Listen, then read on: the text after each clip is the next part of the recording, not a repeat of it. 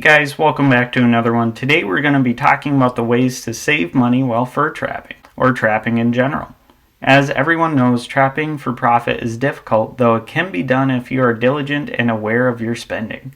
Some ways are to just be inventive of what you can do instead of buying store-bought items. For example, pack baskets. This is not something that you need to go and buy, which can cost up to $70.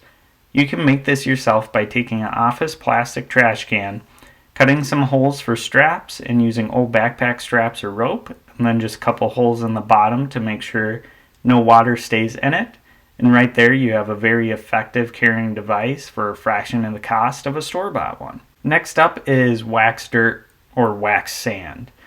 You could buy it from online places or at the actual trapping supply stores, but it is pretty expensive for, in essence, dirt. So instead of that, you can actually make it yourself by drying out the dirt and then proceeding to put a black tarp and then putting the dirt on top of it in the sun and putting wax on top from a local store that you can use, which is good enough wax dirt for your uses.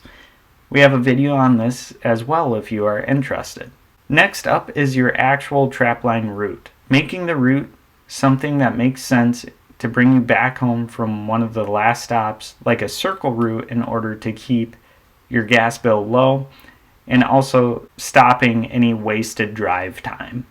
Fleshing beams, if you are fleshing, is another thing that you can save on, as you can make them out of wood yourself, or you can also do PVC fleshing beams, which can save you a good chunk of change as well. When you are dyeing your traps, you do not need to buy dye in order to dye them. You can use walnut hulls or hardwood bark for dye.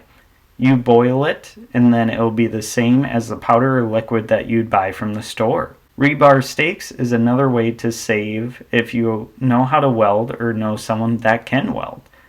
Along with disposable stakes or earth anchors, you can make your own, which will save you. Snares or cable restraints are great ways to start, as you can get a lot from them and they are cheap compared to normal traps, though they can get chewed and wrecked a lot easier, so replacing is something that will be needed. Baits and lures can be a money sink as well, but it does not need to be. Lots of homemade ones work well enough that you don't need to buy them.